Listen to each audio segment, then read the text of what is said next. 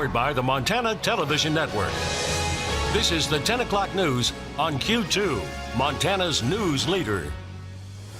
Hello and Happy New Year's, folks. Thank you for tuning in tonight here on the Q2 10 o'clock news. I'm Dustin Klemann. Jay and Janelle have the night off. Billings will see new leadership be seated tomorrow night. With new faces on the city council, including Mayor-elect Bill Cole, Magic City faces pivotal decisions ahead. 2017 ended on a sour note with the failure to come to an agreement with the selected city administrator, the most important position for Billings. I sat down with Cole this afternoon, who said finding the next administrator who will bring vision and leadership to the community is a top priority, but it will be a process. We need to give our interim city administrator, Bruce McCandless, the tools that he needs to do a good job for whatever time that we need. We're very lucky to have Bruce. He's done a great job for us for many years, but he's been doing two jobs. So we need to give him the help that he's going to need in this interim period. That's one thing. The second thing is we need to talk as a council to make sure we're all on the same page about a compensation package. We need to make sure that we know what it's going to take to get the right person, and that we communicate that to any new candidates that we have.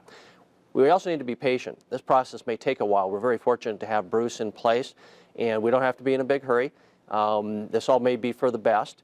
I'm a glass half full sort of guy, so maybe this is all going to turn out just fine, and we're going to get a great city administrator down the road. I'm confident that that is what will happen. And Cole said he is appreciative of the hard work of the outgoing council and says he has big shoes to fill in Tom Hannell, who helped the city succeed for the last 8 years. Cole and the new council will be sworn in tomorrow night. We'll have more on what he had to say tomorrow. Meanwhile, Laurel will have a new mayor tomorrow night as well, but likely not the one voted in by residents. Dave Wegener, the mayor-elect who also works for the city, will not accept the job as mayor. Charter laws does not allow Wegener to be mayor while working for the city.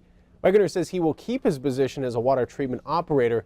Laurel Council will swear in an interim mayor to serve for 2 years. We'll have more tomorrow night. Right now, the contracted residential plowing crews are finishing up Area 1, which encompasses the area north of Pauley Drive, including the subdivisions as Copper Ridge, Ironwood, Yellowstone Country Club. You can see on the map that is in green. Contractors are moving to Area 6 in the Heights. Please remember to help contractors with your cars by moving them off the street, and as always, be patient. Meanwhile, it was a scary situation over the weekend for a Gallatin County Sheriff deputy. This was the scene. A semi-trailer smashed into the deputy's vehicle on the Bozeman Pass along Interstate 90. The deputy responded to a scene of an accident and was parked behind the crash scene when the semi slammed into the vehicle. Fortunately, no one was injured. It's a reminder to slow down when approaching crash scenes and attempt to move over when you can. Go to weather. Look at our own scene. Quick reminder for folks in Northern Cheyenne schools, 2-hour late start because of the weather. Bob McGuire, we actually flipped the script. We're on the other side of zero. It is simply amazing. Just 30 minutes ago, it was 2 below zero in Billings. Take a look outside right now. Here is what we're doing right now. Currently, we have 2 degrees above zero. Look at that, clear skies. Here's how we did it. Look at that southwesterly wind at 26 miles per hour. So it is safe to say the Chinooks have moved in. Now, here's where we started, 12 below zero this morning. Look at the 30s below zero across northeastern Montana. It was very cold. This is not wind chill. That was the actual ambient air temperature. So let me show you how we're doing now. 2 degrees above zero in Billings. Elsewhere, Livingston above zero. We're below zero at Bozeman. And look at across the highline, 20s to 30s below zero. Very chilly air up there. And what you're looking at here is a wind chill advisory there, 20 to 40 below zero wind chills there tonight. We also have a blowing snow, I should say it's a winter storm warning for blowing snow up on the front range of the Rockies and also by the Crazy and Beartooth Mountains. And that is a ground blizzard warning for basically right around Glacier National Park. We'll have more on that coming your way in a few more minutes. Dustin? All right, thank you very much, Bob. To state news, 2 snowboarders are dead after 2 separate accidents in Flathead County. The first incident occurred on Saturday in Lakeside off of Blacktail Road. The skier, 22-year-old Connor Heidegger from Rawlins, was out of bounds and some distance from the ski resort. He was snowboarding with a friend when he intentionally attempted to jump off a cliff, but died from blunt force trauma. He was pronounced dead at the scene and his body was recovered Saturday afternoon.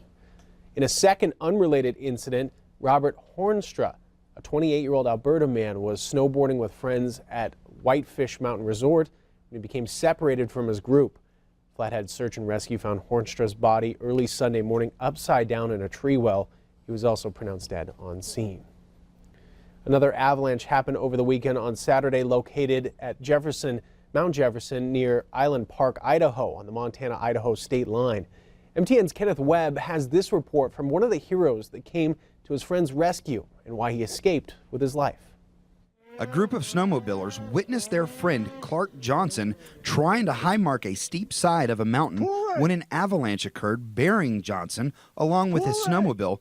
Luckily, his friends were there when it happened. His partners were able to respond quickly and dig him out, and he was okay. Some reasons he was able to be recovered quickly and survive is because they had the proper rescue gear. He had an avalanche airbag pack, which helped him stay closer to the surface. We don't know if they had beacons, but his partners did have shovels and were only exposing one person at a time to that slope. So he was the only person caught, and they were there and able to get to him quickly and dig him up. The conditions over the weekend were favorable for avalanches, as avalanche warnings were posted all throughout southwest Montana Saturday. So anyone who's traveling in the backcountry should start with checking out the avalanche advisory and current weather and snow conditions and make a plan for the day based on that, whether it be avoiding avalanche terrain altogether or picking out specific slopes they're going to avoid. And then they need to carry that rescue gear. An airbag pack is good, but the 3 essentials are an avalanche beacon, a shovel, and a probe, and everyone in the group has to have that gear and know how to use it. Only exposing one person at a time to that avalanche terrain is one big thing that made this incident a lucky, fortunate outcome. The Gallatin County Search and Rescue also wants you to be safe if an incident like this occurs while you're in the backcountry. Main thing, like I say, don't take things for granted. You never know. I mean, it's a beautiful day. Sun is shining. We might be close to zero by now, but somebody who is unprepared, clothing, equipment-wise, this could turn into a very disastrous day in a very short amount of time if something happens to them that they're not prepared for. Get his face. Get his face. Just clear his face and get his mouth. Get your fingers in his mouth if he can't talk. Reporting from Gallatin County, Kenneth Webb, MTN News. Incredible story there. Thank you very much, Kenneth. Another snowmobiler was also injured in Cook City on Sunday as well. With the start of the new year, Montanans will be paying more to register their vehicles. Lawmakers approved new fees last year to help fund the state motor vehicle division. Starting today, MVD will add a 3% administrative charge to its current fees, including vehicle registration. There will be an additional $825 fee on light vehicles worth $150,000 or more, and an $800 fee on motorhomes worth $300,000 or more. Also starting today, Montana businesses that hire workers and offer them training through state apprenticeship programs will have access to a new tax credit. The credit will be larger when businesses hire veterans. The new law was among Governor Steve Bullock's top legislative priorities last year. Some of Montana's lowest paid workers also got a raise today. Montana's minimum wage increased by 15 cents an hour to $8.30. State law requires the Department of Labor and Industry to adjust the minimum wage based on the rate of inflation. The job categories with the largest number of minimum wage workers are accommodations and food, followed by retail trade. The highest local minimum wage is in the nation, found in SeaTac, Washington. That's up to $15.64 an hour, while in Seattle it's $15.45. The federal minimum wage currently stands at $7.25 an hour. To national news, after 10 days in sunny South Florida, President Trump returned tonight to the bone-chilling cold of Washington, D.C. CBS's Weijia Zhang is at the White House with more on what awaits the president at the start of the new year. President Trump returned to the White House Monday evening. He spent the holidays with his family at his Mar-a-Lago estate in Florida.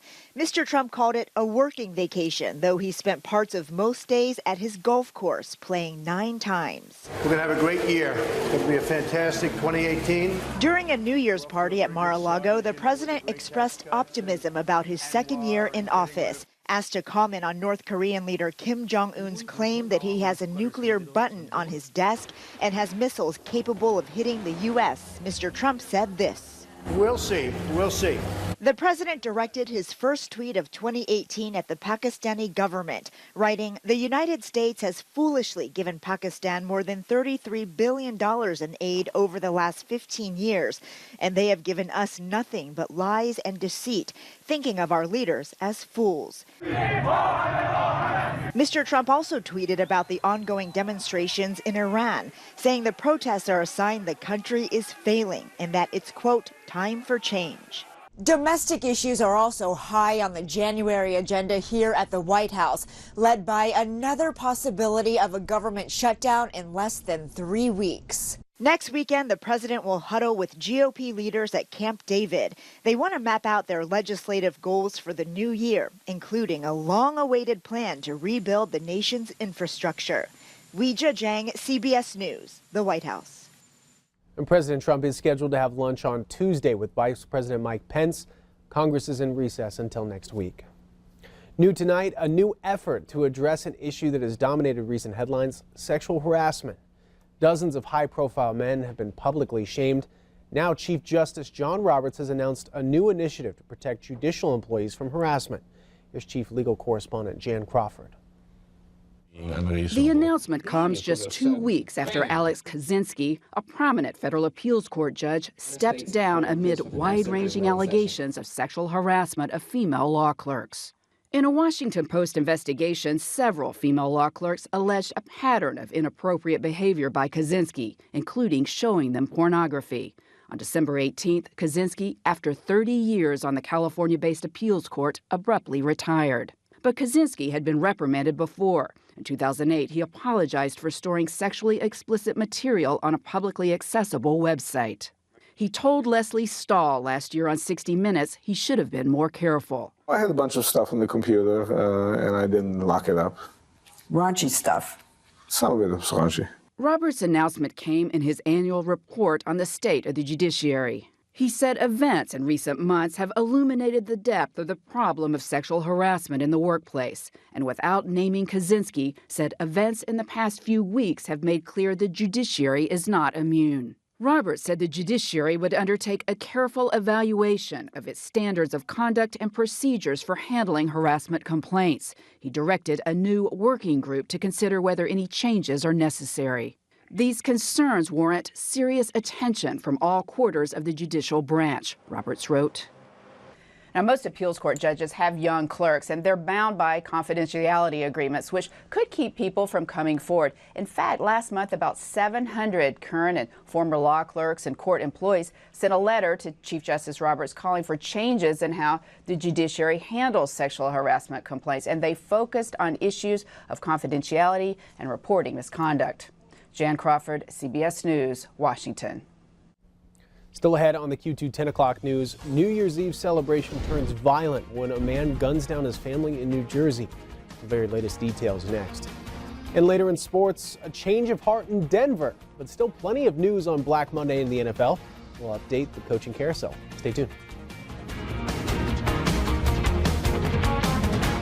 You're watching MTN News with Jay Cohn and Janelle Slade. Storm Tracker weather with Bob McGuire. And sports with Scott Green.